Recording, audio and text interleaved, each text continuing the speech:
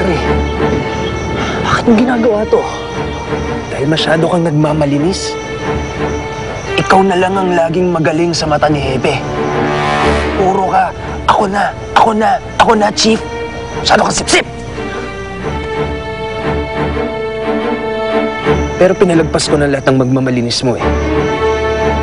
Pero nang idamay mo ang kapatid ko, yan ang hindi ko mapapalagpas.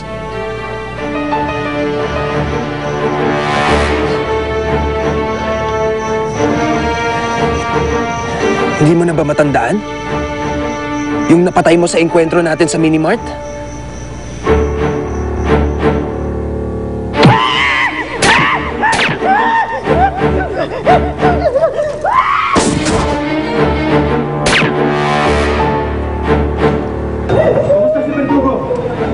Wala na siya, pare. Si Verdugo. Oo, si Verdugo. Pinatay mong kapatid ko. Kaya ang mag-ina mo ngayon ang gagantihan ko. Ginawa ko lang yun dahil papatay siya ng mga inosenteng tao! Nagmamalinis ka na naman, Danny! Kaya sabi ko sa sarili ko, hanggang saan ka dadali ng prinsipyo mo? Ha? Hanggang saan ka magiging malinis? Lahat ng bagay may katapat na halaga. Pati na ang prinsipyo. Kaya tama ang inisip ko na magkasing halaga ang prinsipyo mo sa pamilya mo. Kaya ngayon madumi na rin ang pangalan mo. Kaya ba pinabalik mo ako doon sa Minimart at inutusan mo akong mang-hold up? Oo. Ngayon na ginawa mo na yon, wala ka nang maipagmamalaki. Madumi ka na rin. Ayop ka. Hindi ko palalagpasin itong mga ginagawa mo to. Wala ka ng pagkakataon dahil ubus na ang oras mo. Ubus na rin ang oras ng pamilya mo.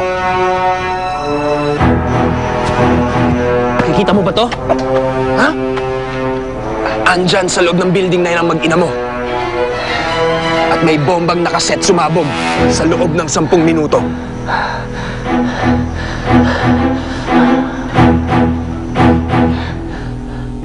Santa Claus, alam ko po na nakikinig niyo kami. Sana po tulungan niyo po kami.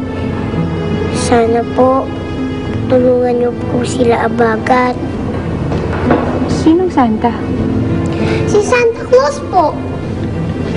Santa Claus? Paano naman tayo matutulungan ni Santa?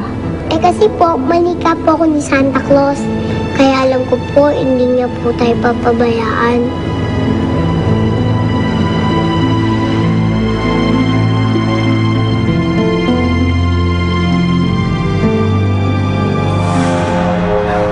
Pasok na yun sa loob!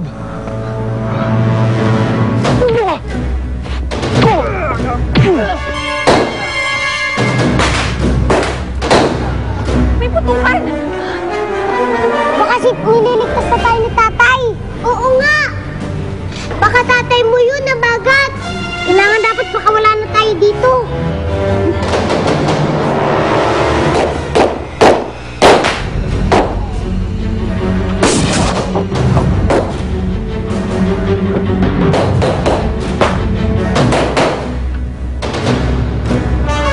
Ayaw pa rin eh! Ano gagawin natin? Natatakot ako.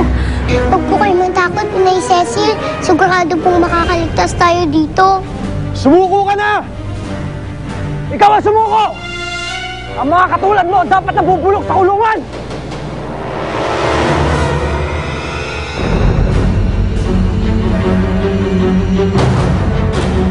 Ito na! Ito na, pare!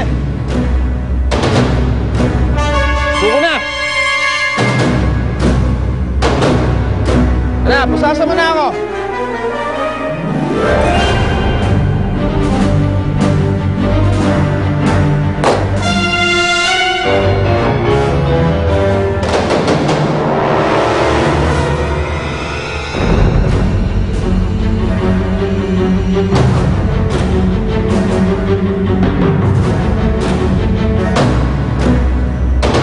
Katapusan mo na!